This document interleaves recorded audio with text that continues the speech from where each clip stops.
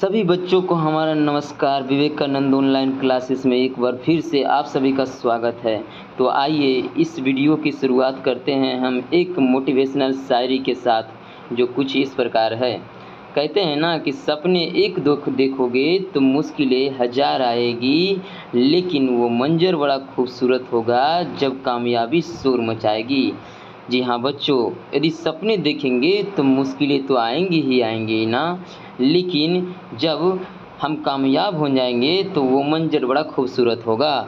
जी हाँ, आइए आज की क्लास का शुरुआत करते हैं हम Bihar board class 10th biology नियंत्रण और समन्वय नामक चैप्टर के दूसरे पार्ट को। पहले पार्ट में हम जाने थे पादप नियंत्रण और समन्वय के बारे में, जो पिछले वीडियो में हम डिस्कस कर दिए हैं। यदि आपने अभी तक उस वीडियो को नहीं देखा है तो आप जाकर सबसे पहले उन वीडियो को देखें।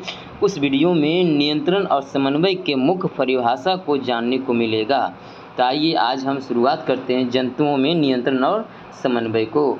जंतुओं और में नियंत्रण और समन्वय के बारे में ये हम जानेंगे कि मानव के मस्तिष्क हमारे शरीर को कैसे नियंत्रित करते हैं, यानी कि हमारे मस्तिष्क हमारे शरीर को कैसे नियंत्रित करते हैं। जी हाँ, आप देख सकते हैं ये हमारे मस्तिष्क हैं, ये हमारे शरीर को, पूरे शरीर को कैसे नियंत्रित करती है।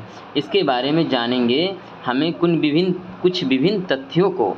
ये तथ्य कुछ इस प्रकार है, जानेंगे कि हमारे शरीर के मस्तिष्क नियंत्रित होते हैं हमारे मस्तिष्क के अंदर मौजूद न्यूरॉन्स सेल्स के द्वारा। हमारे मस्तिष्क के अंदर मौजूद न्यूरॉन सेल्स के द्वारा, जो आप फिगर में यहाँ पर देख सकते हैं, यही है न्यूरॉन सेल्स।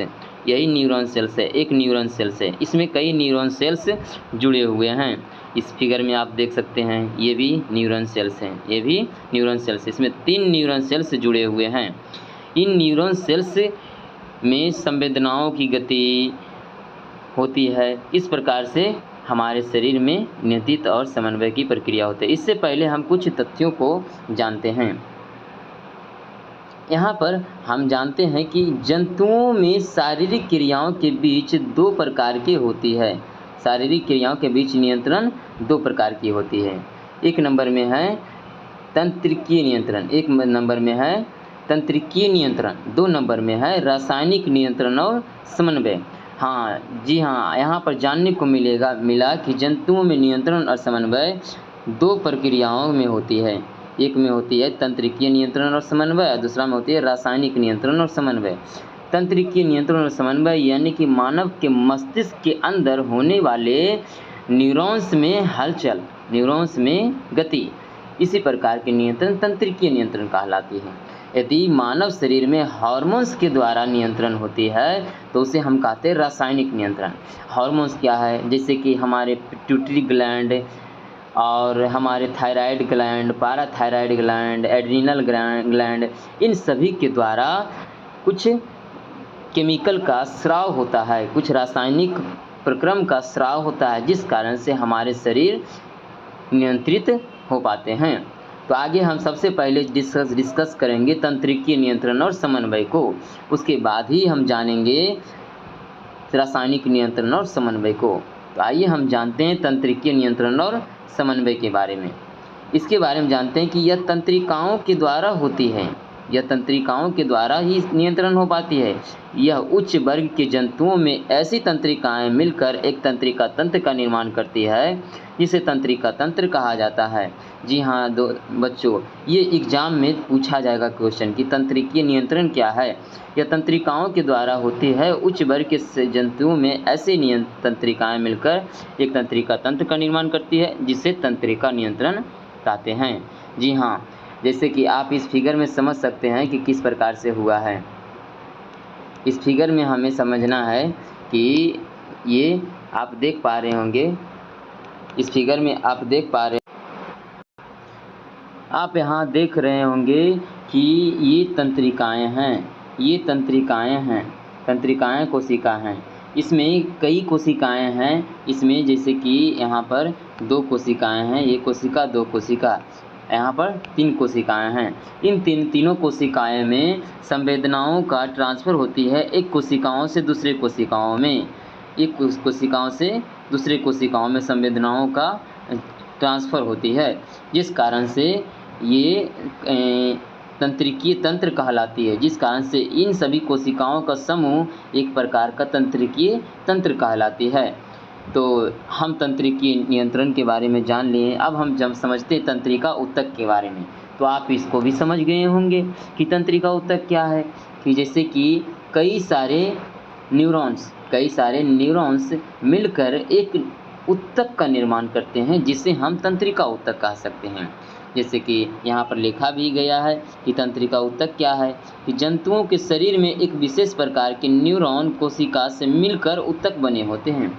यानी कि कई प्रकार के न्यूरॉन कोशिका से मिलकर एक विशेष प्रकार की न्यूरॉन कोशिका से मिलकर ऊतक बने होते हैं, जिसे तंत्रिका ऊतक कहते हैं।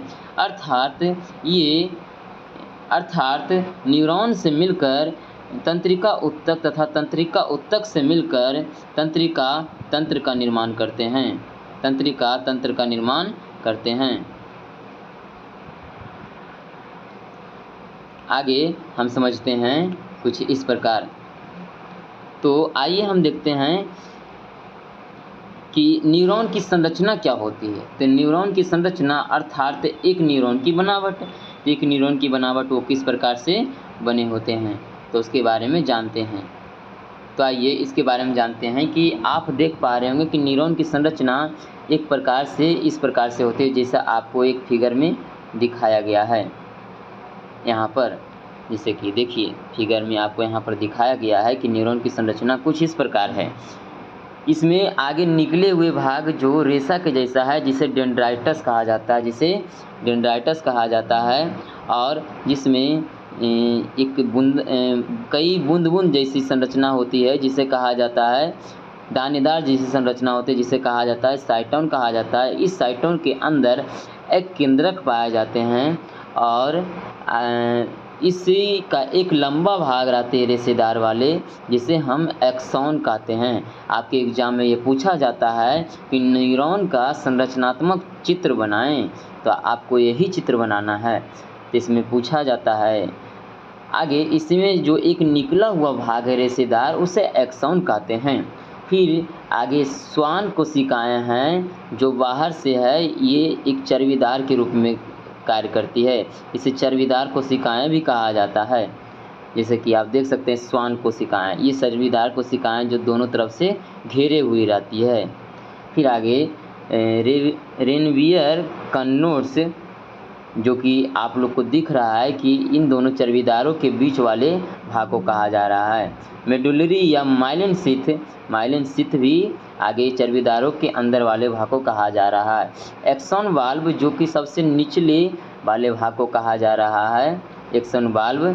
फिर इसमें फिर आता है सूत्रयुग्मन गांठें कुछ इस प्रकार आता है, जैसा कि आप यहाँ पर देख सकते हैं। नीचे वाले रेशेदार वाले भाग को जो गांठे के रूप में बने हुए हैं, उसे सूत्रयुग्मन गांठें कहते हैं। तो हम इनके फिगर के बारे में तो जान गए हैं, लेकिन अब हम जानते हैं इनके बारे में, न्यूरॉन की संरचना के बारे में। तो न्यूरॉन की संरचना के बारे में जान सकते हैं कि प्रत्येक न्यूरॉन में एक लगातार कोशिकाएं होते हैं, जिसे साइटोन कहते हैं।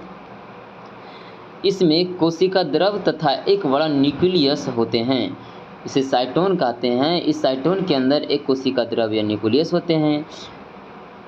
इसमें साइटोन के अनेक कणिकाएं निकले रहते हैं, जो रेशे के रूप में हैं, जिन्हें डेंड्राइटस कहते हैं। जैसे डेंड्राइटस कहते हैं, यहाँ पर देख सकते हैं आप निकले हुए हैं ये सभी भाग निकले हुए हैं। इनसे एक अत्यधिक लंबे कणिकाएं निकले रहते हैं, जिन्हें एक्सॉन कहते हैं। ये लंबे निकले हुए कणिकाएं को कहा जाता है एक्सॉन। डेंड्राइटस विभिन्न प्रकार के संवेदनाओं को अपने अंगों से ग्रहण कर साइटोन में पहुंचाते हैं। डेंड्राइटस क्या करते हैं, ये वाला डेंड्राइटस संवेदनाओं को अपने अंगों से ग्रहण कर लेते हैं और ये साइटोन तक पहुंचा देते हैं। सभी डेंड्राइटस यही काम करते हैं। साइटोन में संवेदना विद्युत आवेग में परिवर्तित हो जाती है और ये साइटोन है, इस साइटोन में संवेदना विद्युत आवेग में बदल जाता है। फिर यही विद्युत आवेग धीरे धीरे आगे की ओर बढ़ते हैं। फिर आगे आप देख सकते हैं विद्युत आवेग में परिवर्तित हो जाते हैं। फिर एक्सॉन के द्वारा तंत्रिका आवेग आगे की ओर बढ़ता है तथा एक्सॉन से जुड़े सूत्रयुग्मन गांठें तक संवेदना जाते हैं। फिर आप यहाँ पर देख पा रहे होंगे कि ये संवेदना आगे की ओर बढ़े, जिस कारण से ये संवेदना आगे की ओर बढ़े, ये संवेदना सूत्रयुग्मन गांठें तक पहुँच जाते हैं। किसके रूप में? विद्युत आवेग के रूप में। तो हम कह सकते हैं डेंड्राइट्स के द्वारा संवेदना के रूप में साइटोन में जाती है और साइटोन में संवेदना विद्युत आवेग में बदल जाती है और वो विद्युत आवेग माइलिन शीथ के द्वारा कहाँ तक? सूत्रयुग्मन गांठें तक पहुँचती है संवेदना विद्युत आवेग के रूप में। तो हम कह सकते हैं विद्युत आवेग के रूप में गति करती है माइलिन शीथ में संवेदना। हाँ, तो आगे हम चलते हैं। फिर एक्सॉन द्वारा तंत्रिका आवेग आगे की ओर बढ़ता है तथा एक्सॉन से जुड़े सूत्रयुग्मन गांठें तक संवेदना जाते हैं और ये गांठें पेशियों तथा ग्रंथियों से जुड़े रहते हैं।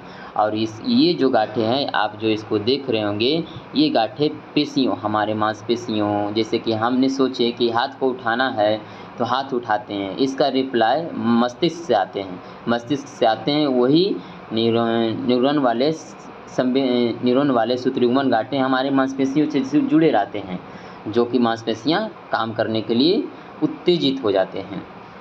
ये गांठें पेशियों या ग्रंथियों जुड़ा रहते हैं, यानी कि हमारे शरीर के अंदर के ग्रंथियों से जुड़े रहते हैं, जहां ये उन अंगों को उत्तेजित करते हैं या दूसरे न्यूरॉन के डेंड्राइट्स से जुड़े रहते हैं, या फिर यही दूसरे न्यूरॉन के डेंड्राइट्स से जुड़े रहते हैं। जैसे आप यहाँ पर भी फिगर में देख सकते हैं, यहाँ पर इस फिगर में आप देख सकते हैं, पता चल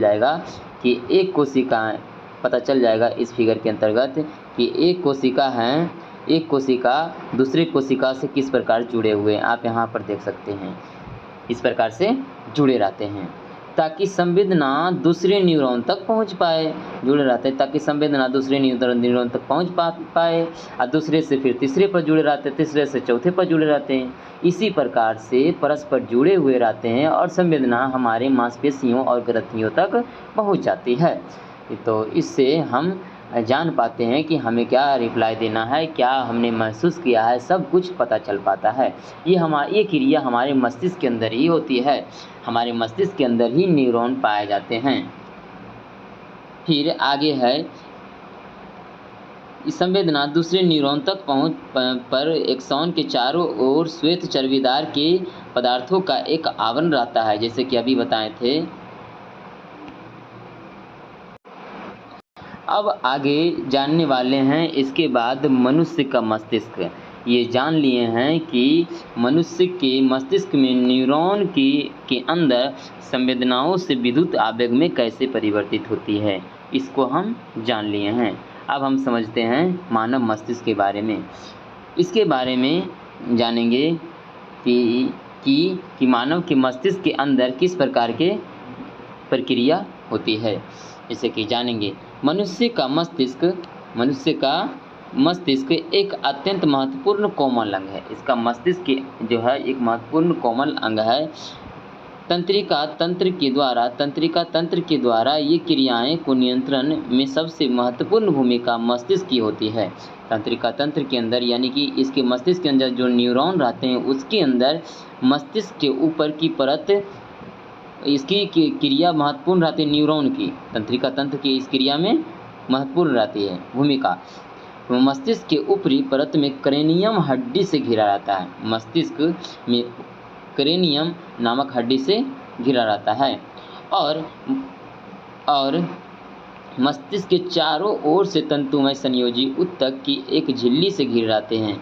और मस्तिष्क के चारों ओर जो मस्तिष्क हैं, तो ये माना कि इस प्रकार से कोई मस्तिष्क है, माना कि यहाँ पर इस प्रकार से यदि कोई मस्तिष्क हैं, इस मस्तिष्क के ऊपर एक झिल्ली घिरी हुई रहती है जिसे कहा जाता है मेनिंजी झिल्ली, जिसे कहा जाता है मेनिंजेस झिल्ली कहा जाता है। इस मेनिंजेस झिल्ली के ऊपर रहते हैं क्रेनियम हड्डी, इस मेनिंजेस झिल्ली के ऊपर आते हैं क्रेनियम हड्डी, और इस झिल्ली के अंदर रहते हैं सेरिब्रोस्पाइनल लिक्विड, सेरिब्रोस्पाइनल लिक्विड भरा हुआ रहता है। इस लिक्विड के अंदर ही मस्तिष्क पाए जाते हैं, इस लिक्विड के अंदर ही मस्तिष्क पाए जाते हैं। यानी कि कह सकते हैं कि ऊपरी आवरण क्रेनियम हड्डी, उसके नीचे मेनिंजेस झिल्ली और उसके नीचे सेरिब्रोस्पाइनल लिक्विड। फिर आगे पढ़ते हैं, यह झिल्ली कोमल मस्तिष्क को बाहरी आघातों के दबावों से बचाता है। यह झिल्ली जो है, जो मस्तिष्क जो कोमल है, इसके बाहरी चोटों से रक्षा करती है। सबसे पहले तो रक्षा हमारी मेनिंजेस झिल्ली ही कर देंगी। यदि मेनिंजेस झिल्ली से कुछ चोट पार करेगा तो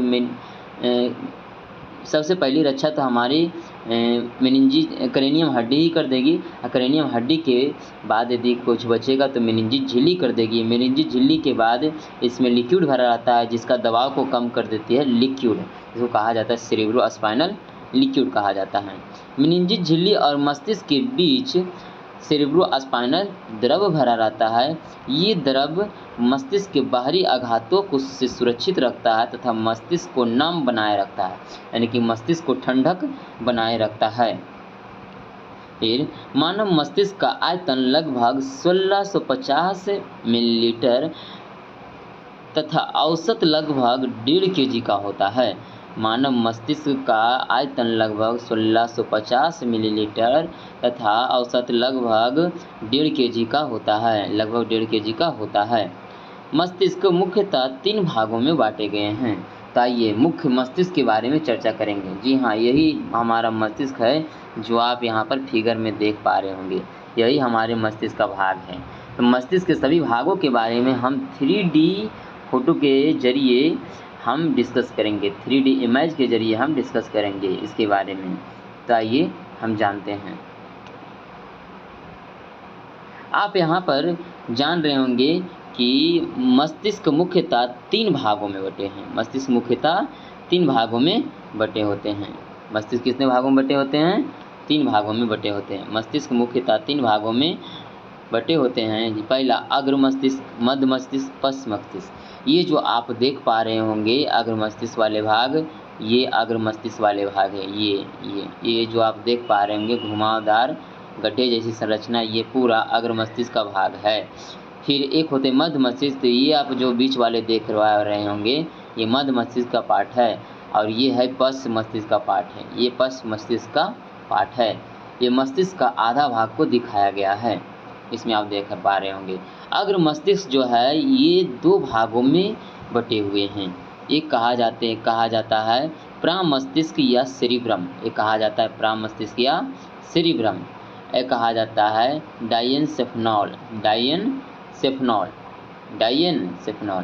ये जो अग्र मस्तिष्क है केवल इतना ही नहीं बल्कि इसके अंदर भी छोटे छोटे भाग के रूप में रहते हैं, वो भी अग्र मस्तिष्क हैं। जैसे प्रामस्तिष्क को सेरिब्रम कहा जाता है, डायनसेफेनॉल में थैलेमस या हाइपोथैलेमस कहा जाता है। अब मध्य मस्तिष्क यानी कि ये यहाँ वाले भाग को कहा जा रहा है, मतलब कि यहाँ वाले भाग को कहा जा रहा है मध्य मस्तिष्क में, ये वाले भाग को कहा जा रहा है। ये वाले भाग में मध्य मस्तिष्क में समझ सकते हैं कि इसको 2 भागों में बांटा गया है, एक कार्पोरा, दूसरा सेरिबुल पेंडिकल ऐसे बांटा गया है। और पश्च मस्तिष्क को यानी कि पीछे वाले भाग ये वाला जो भाग है इसको बांटा गया है 2 भागों में, एक अनुमस्तिष्क या सेरिबेलम और दूसरा मस्तिष्क अस्टिन। अनुमस्तिष्क या सेरिबेलम, दूसरा मस्तिष्क अस्टिन। और आगे मस्तिष्क का स्टेम भी 2 भागों में बट गया, पॉन्स बेरोलाई और मेडुला ऑब्लोंगाटा। इसको आप याद कर लीजिए क्योंकि इससे कई ऑब्जेक्टिव पूछा जाता है बिहार बोर्ड में, इससे कई ऑब्जेक्टिव पूछा जाता है। आप इसको याद कर लीजिए, पूछा जाएगा तो आप जवाब दे दीजिएगा। फिर आगे हम डिस्कस करते हैं सर्वप्रथम अग्र मस्तिष्क के बारे में। अग्र मस्तिष्क के बारे में डिस्कस करते हैं तो इसके बारे में है, इसको कहा जाता है फोर ब्रेन के नाम से भी जाना जाता है। अग्र मस्तिष्क अर्थात फोर ब्रेन के नाम से जाना जाता है। जैसे कि आप यहाँ पर फिगर में देख सकते हैं, फिगर में आपको दिखाया गया है, यही है फोर ब्रेन। ये क्या है? फोर ब्रेन है। ये दो भागों में बटा होता है, प्रामस्तिष्क या सेरिब्रम या मस्तिष्क के शीर्ष तथा पश्च भागों से ढके रहते हैं, या मस्तिष्क के शीर्ष यानी कि तथा पश्च यानी कि ऊपर वाला शीर्ष वाले भाग और पीछे वाले भाग से, दोनों से ढके रहते हैं। जैसे कि आप इस फिगर में भी देख सकते हैं, ये शीर्ष वाले भाग या पश्च वाले भाग से, दोनों से ऊपर से ढके हुए रहते हैं और दो भागों में ढके हुए रहते हैं। एक भाग ये अलग और दूसरा भाग ये अलग, इस प्रकार से ढके हुए रहते हैं। फिर आगे बोला गया है कि यह मस्तिष्क का सबसे बड़ा भाग है, जिसका 2/3 हिस्सा भरा रहता है। इसका 2/3 हिस्सा रहता है, 2/3 भाग, लगभग कह सकते हैं कि 3 भाग में से 2 भाग ये अग्र मस्तिष्क ही रहते हैं। यह एक अनुदैर्ध्य खांचा के रूप में, दाएं बाएं एवं बाएं भागों में बटा होता है, जिन्हें मस्तिष्क गोलार्ध कहते हैं। मस्तिष्क गोलार्ध यानी कि एक खांचा के रूप में, चारों ओर से कह सकते हैं, इस प्रकार से चारों ओर से एक खांचा के रूप में है।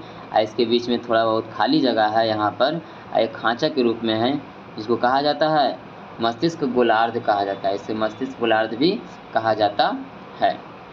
इसके बारे में जानते हैं कि ये है क्या। तो ये बुद्धि और चतुराई का केंद्र है। मानव में किसी भी बात को सोचने और समझने की शक्ति, स्मरण शक्ति, किसी कार्य को करने की प्रेरणा, यानी कि कोई काम करेंगे तो उसका प्रेरणा हमारे इसी मस्तिष्क से आती है।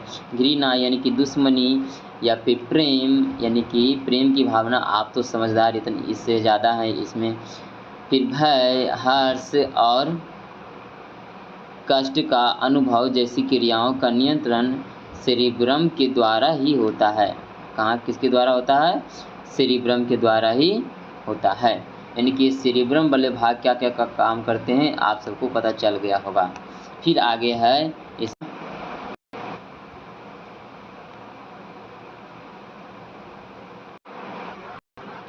इसमें जानेंगे कि यह 2 प्रकार के होते हैं। कितने प्रकार के होते हैं?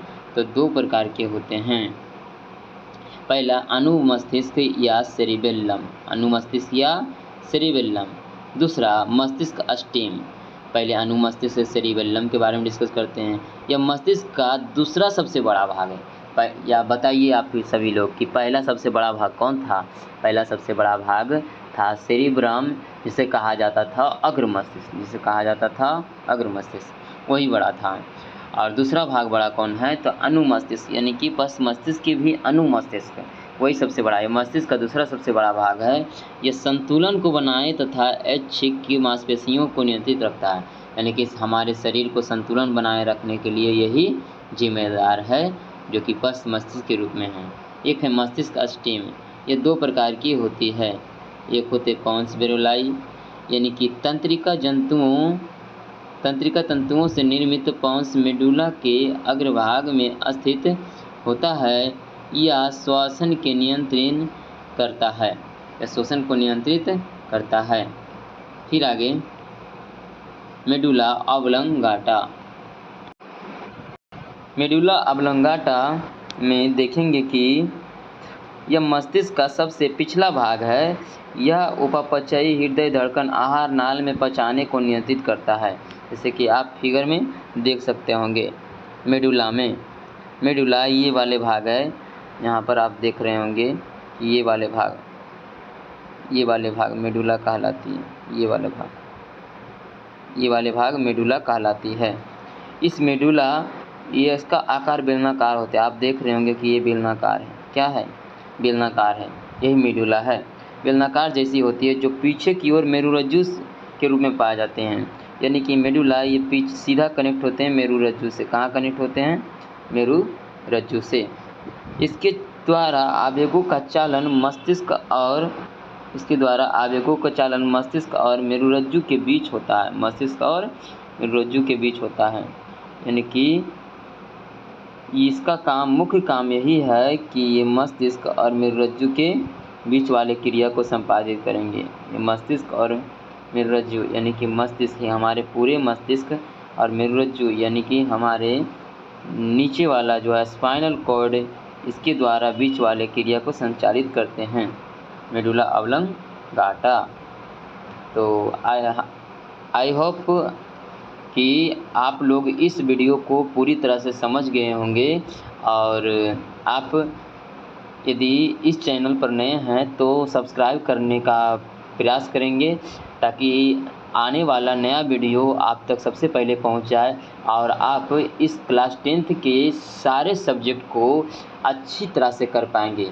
हम इस पर केमिस्ट्री का भी वीडियो बनाकर लेकर आएंगे, मैथ का भी वीडियो बनाकर लेके आएंगे। अभी बायोलॉजी का वीडियो लाए हैं जो कि थ्योरी बेस पढ़ा रहे हैं, और इसके बाद हम वो भी वीडियो लाएंगे जो क्वेश्चन बेस रहेगा, जो क्वेश्चन एग्ज़ाम में पूछने की संभावना लगभग 90% रहेगा।